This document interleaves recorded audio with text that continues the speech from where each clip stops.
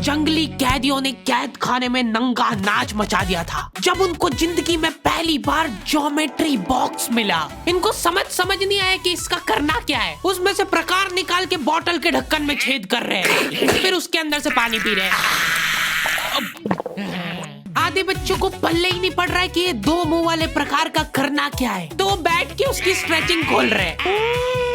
कुछ गांव के लौंडों ने मिलके तो हथियार वगैरह बना लिए थे। ये देख, ये अपने को यहाँ से हुक पकड़ना है, उसके बाद तुम जैसे खींच के इसको छोड़। हाँ, हमारे स्कूल में आसपास के गांव से भी बच्चे आते थे। मेरे को बहुत बढ़िया लगते यार ये बच्चे। इनको तुम इनके बैग से ही पहचान सकते हो कि ये तो गांव से, क्योंकि इनके बैग की सबसे आगे वाली जेब में से हमेशा तेल टपकता रहता है। ये लोग लंच के नाम पे एक अचार की चीर और 3 पराठे भर के लाते थे स्टील के डब्बे में, जो रोज लीक कर रहा है। और ये लोग रोज अचार कैसे खा ले रहे हैं। ये लोग स्कूल की बस में ही आते थे, जिसका ड्राइवर था अब्दुल और कंडक्टर रफीक। अब्दुल और रफीक मिलके बसें ड्रिफ्ट करवा देते थे। जान दो,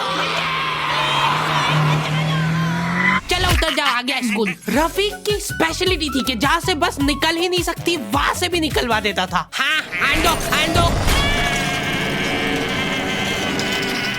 आएगी, निकलेगी। इतनी जगह में तो 4 बसें पार्क हो जाएंगी। हाँ, जान दो। बस। अब्दुल और रफीक बहुत डेडिकेशन के साथ काम करते थे। बारिश में गांव में बाढ़ आ गई है, गांव वाले बेचारे घर से बाहर नहीं निकल पा रहे हैं। बच्चों ने स्कूल की ड्रेस पहनी थी, वो वापस से खोल दी कि ऐसे मौसम में तो कहाँ ही जा पा रहे स्कूल। इधर अब्दुल और रफीक बस लेके आ गए बाढ़ में। आराम से निकलेगी, आराम से चलने दो। इतनी मेहनत करके जब ये सब स्कूल पहुंच रहे तो पता चल रहा है कि बाढ़ के कारण स्कूल ही बंद है। मेरे को बहुत पसंद है ये बच्चे, क्योंकि ये पढ़ाई को ज्यादा सीरियसली लेते ही नहीं है। ये लोग सारे सब्जेक्ट की एक ही कॉपी बना रहे हैं। टीचर ने कवर चढ़ाने का बोला तो न्यूज़पेपर में लपेट के लिया रहे कॉपी को। ये लो, चाय के कप के निशान दिख रहे यार उस पे। बेटा पेपर तो ढंग का लपेट के लाते। 120 पन्ने की कॉपी में 5 पार्टीशन कर रखे इन्होंने अलग अलग सब्जेक्ट के, और उसमें भी छोटा लिख रहे ताकि कॉपी नहीं भराए। और ऐसा नहीं है कि इनके पास पैसे नहीं है कॉपी लाने के। इनके गांव में इनकी इतनी जमीन है ना कि ये लोग जमीन बेच के आखा स्कूल खरीद सकते हैं। वो अलग बात है कि इनको इनकी जमीन का हिस्सा अभी तक मिला नहीं है, क्योंकि चाचा और पापा के बीच में घनघोर मनमुटाव है। दोनों को ऐसा लगता है कि इसने मेरे को धोखा दिया है। धोखेबाज, साथ में मत बोल। देख, मैं यहाँ पे फालतू बात करने नहीं आया हूँ, बात एकदम क्लियर है। मेरे को मिलनी चाहिए पूरी प्रॉपर्टी। अच्छा ठीक है, सबसे पहले तो तू औकात में रहे। तू रहे औकात में। अरे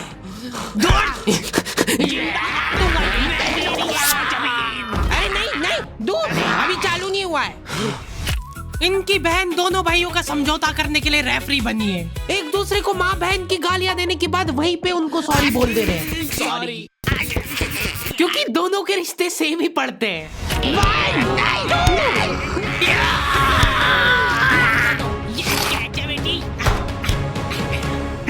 जीत गया। ये देख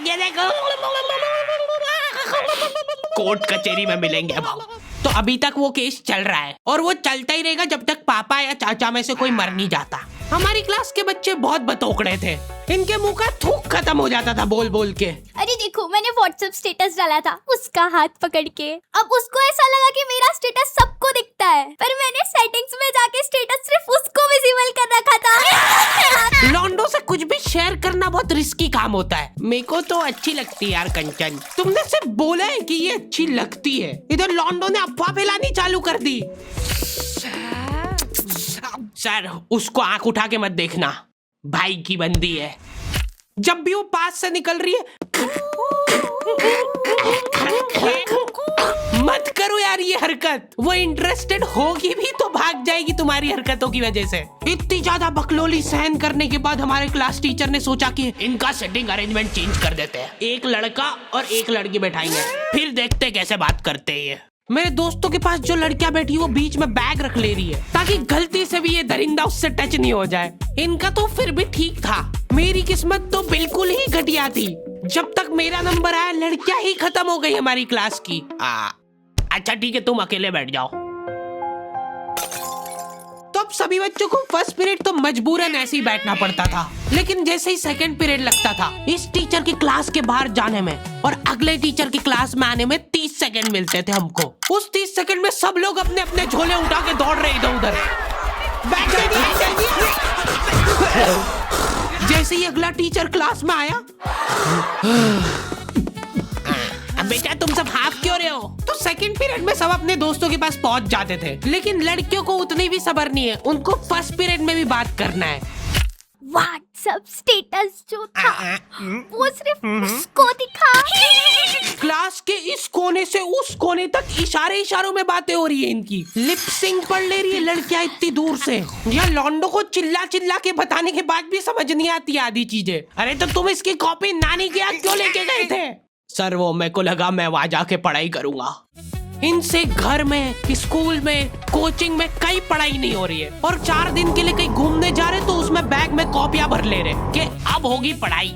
वो भी दूसरे की कॉपी मांग के ले जा रहे हैं। वहां जाके सिर्फ कॉपी निकाल के सामने रख दी सबके, ताकि नानी के घर पे तुम्हारा एकदम रोला जम जाए कि लड़का दुनिया इधर से उधर हो जाए पर पढ़ाई नहीं छोड़ता है। लड़का दूसरे की कॉपी मांग के लाया है अपनी कॉपी कंप्लीट करने के लिए, जबकि स्कूल डेली जा रहा है अपना लड़का, फिर भी कॉपी इनकम्प्लीट रह जा रही है। और बात ये कि वहां जाके भी इनसे कॉपी कंप्लीट हुई नहीं है, उल्टा हुआ निकाल के रख दी थी और भूल के आ गए कॉपी। और तुम्हारी लीव तो 3 दिन की थी, तुम 5 दिन बाद क्यों आए मुंह उठा के? सर हम लोग तीसरे दिन पे निकल गए थे वहां से और हम जैसे ही ऑटो रिक्शा में बैठे नानी जी ने रोना चालू कर दिया। अब जैसे जैसे ऑटो दूर जा रहा था मेरी नानी जी जोर से रोने लग रहे थे।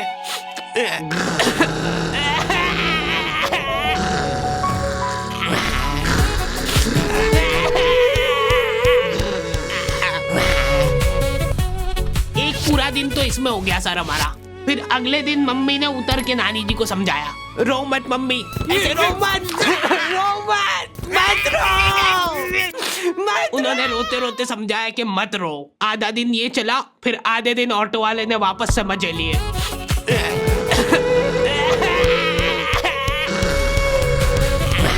हाँ, बहुत हरामखोर टाइप बच्चे आते थे हमारे स्कूल में। हमारी क्लास के कुछ बच्चों को जने क्या चुल मची कि स्कूल में फोन ले जाते हैं और वॉशरूम में जाके वो फोन में गाने चला के झुंड बना के नाच रहे हैं।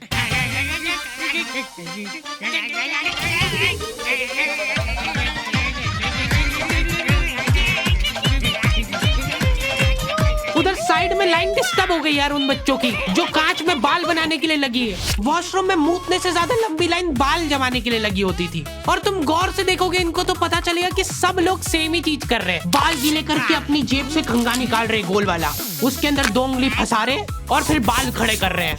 और बाहर निकलते से सारे टीचरों ने घेर रखा है इनको, क्योंकि इतने जोर जोर से गाने बजा के नाच रहे थे ये लोग। किसके पास है फोन, जल्दी से बता दो। मैम ऐसा कुछ नहीं, हम तो मुंह से गा रहे थे, किसी से भी पूछ। मैम इसके पास ही है फोन, हमको छोड़ दो, हम तो सिर्फ बाल जमा रहे थे। तुम कुछ कांड करते हुए पकड़ा जाते हो तो तुम्हारा दिमाग चलना ही बंद हो जाता है एकदम। इनसे पूछ रहे कि बताओ बेटा क्यों लाए तुम स्कूल में फोन? मैम वो यूट्यूब से पढ़ाई करने के लिए। स्कूल में? हाँ, हमारे स्कूल में सबसे बड़ी टॉप की सजा होती थी सस्पेंड करना। और मेरे को पता नहीं क्यों बहुत बढ़िया लगती थी ये सजा। ना तुमको स्कूल वालों को लीव लिख के देना है, ना स्कूल वाले तुमसे पूछेंगे कि तुम कहाँ गए थे। रिटायरमेंट वाली लाइफ जी रहे हो तुम स्कूल में। उसके मम्मी पापा को बुला के वो फोन भी दे दिया और उसको सस्पेंड कर दिया। अब वो बच्चा घर पे बैठ के आराम से फोन चलाता है और अपना जीवन खुशी खुशी बिताता है। उसके घर में सिर्फ 2 ही रिटायर्ड लोग हैं, एक उसके दादाजी और दूसरा वो।